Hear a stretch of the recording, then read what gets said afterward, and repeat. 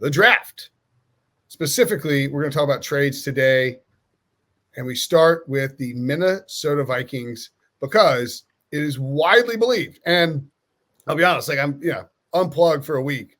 I follow follow the news, but I'm not locked into the rumors and the innuendo about what's going on. Has anything changed in the last week to indicate that Minnesota is not trading up for a quarterback? I think we all agree that the Vikings are trying to move by virtue of going to get Houston's first round pick this year. They have 11 and 23. They want to get up into the spot where they can take a quarterback.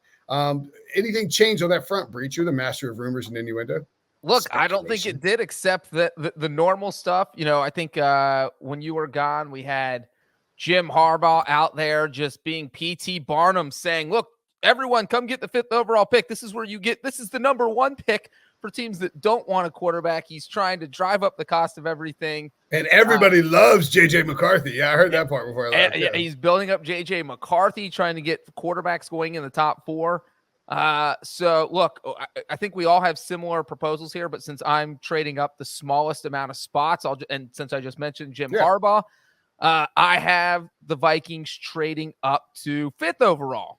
And they obviously they give up the 11th pick. They give up the 23rd pick, and it's the QB premium. I feel like teams do trade up, have to pay more in a QB heavy draft. So maybe they have to give up something else, but I only have them giving up 11 and 23. And here's the reason why I only have them going up to 5. I just think that you cannot afford to give up that much compensation, because, and you guys will talk about what you have them giving up to get up to 3 or get up to 4. But when you start giving that much away for basically a lottery ticket, this is like when you go to the supermarket and you have the $2 scratch off or you have the $50 scratch off, and say they both have a 20% chance of hitting. Well, guess what? I'm buying the $2 scratch off. I'm the guy that I don't care if I can win less money. I like that I'm not gambling as much. Sure, the $50 scratch off can win $50 million. The $2 scratch off wins $2 million, but it's just safer.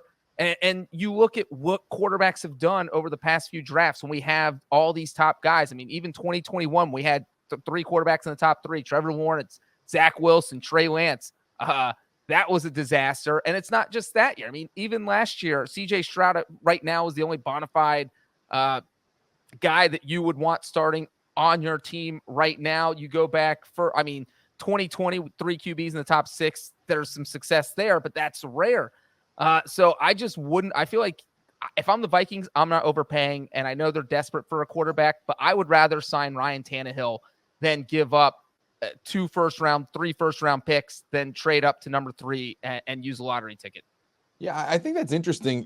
I have them trading up to number 3, but New England is just kind of a thought experiment. Breach, we already talked about this. I don't think New England should trade out of that pick. I would roll the dice and try to select that quarterback. But you do bring up a good point that it is a crapshoot. Like, this is what 20% of the time these quarterbacks work out, and 80% of the time they turn into big flops. So if you're Minnesota, and in my trade, you're trading 11, 23, and a 2025 first round pick, like that's kind of the arsenal you need to do to get up to that spot. You are rolling the dice, not just for this draft, but for multiple drafts to come. You might be best served to just sit at 11 to see what falls there. Maybe you like Michael Penix Jr., and that's what you want to do, and you have other assets to continue to build that roster. I think Minnesota is, from a quarterback's perspective, with all these quarterbacks coming into the league, probably the best landing spot out of the bunch. You talk about great great tackles. You have Justin Jefferson. You have great secondary receiving options in TJ Hawkinson and Jordan Addison, a quarterback-minded head coach in Kevin O'Connell. It's a good landing spot. It's just a question of, are they willing to pay that premium to get up to this within this top 5?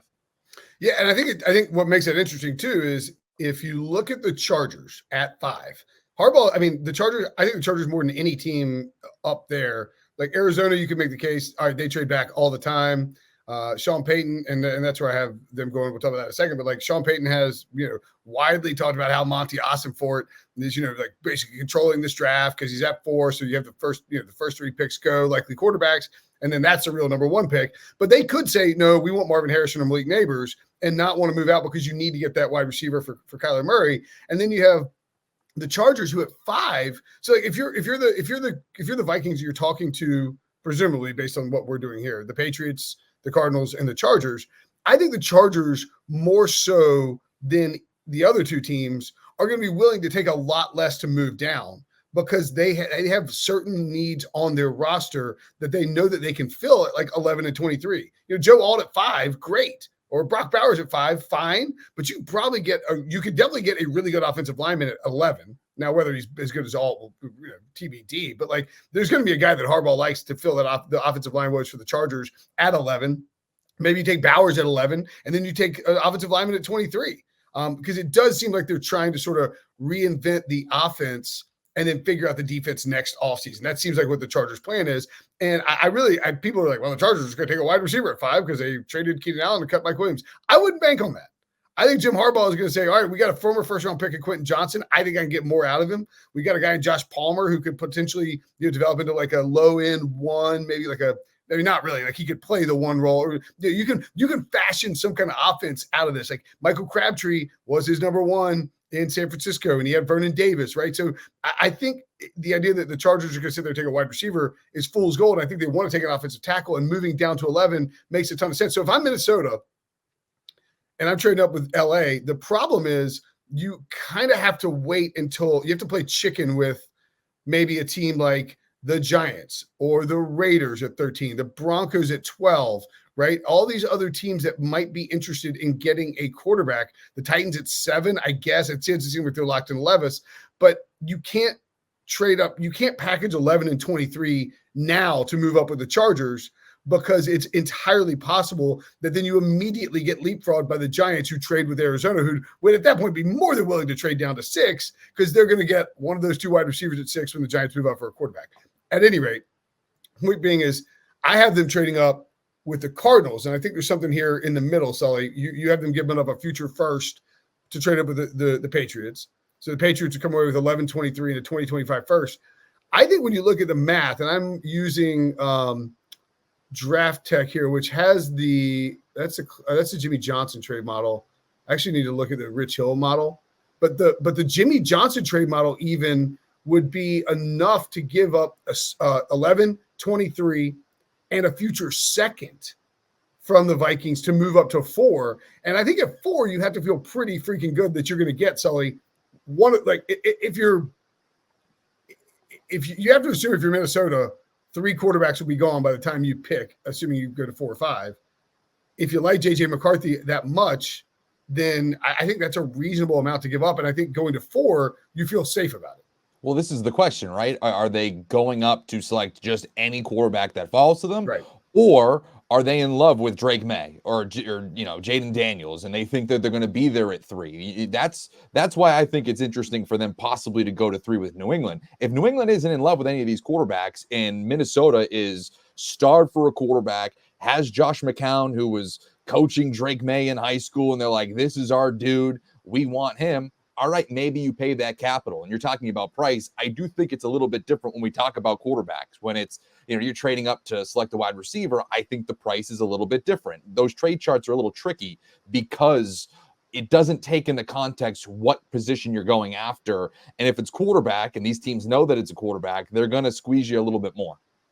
And the other part is if you trade for a quarterback, so presumably you're going to have a rookie starting quarterback for the upcoming season, which adds even more value to your first round pick for next year. You look at the Vikings, you're in a division with the Lions and the Packers. You're probably not going to win the division with a rookie quarterback unless they look like CJ Stroud. So now you presumably could have a top 10 pick for 2025 that you just handed away.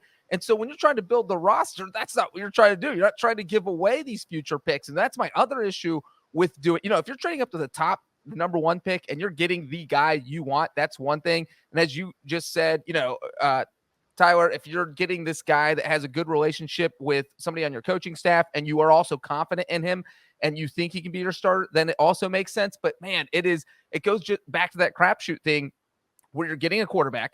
And if he tanks his rookie year, now you killed that year and the next year because you're giving up future picks. So, man, if I'm the Vikings, unless the draft board falls exactly the way I want, I'm probably sitting put at 11. Well, oddly enough, Carolina. I mean, Carolina just did that. They went up to trade to get Bryce Young, and now Chicago's sitting there with Caleb Williams.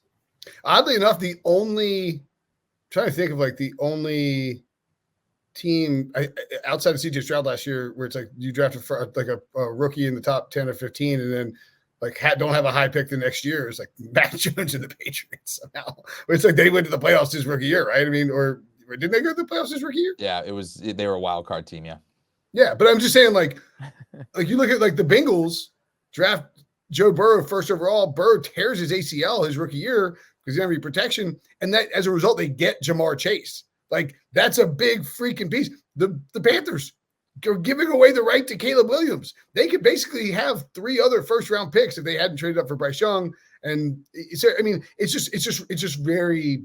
I mean, you look at Jacksonville. They drafted Trevor Lawrence in 2021 and still got the number 1 overall pick. If they had trade to get up to number 1 to get Trevor Lawrence, that's obviously not what happened. And they had given away the 2022 first round pick, that would have been the number 1 overall pick. And as Sully just said, you look at the Panthers giving up their first round pick, and that's the number 1 overall pick. So that is the absolute risk that comes with that.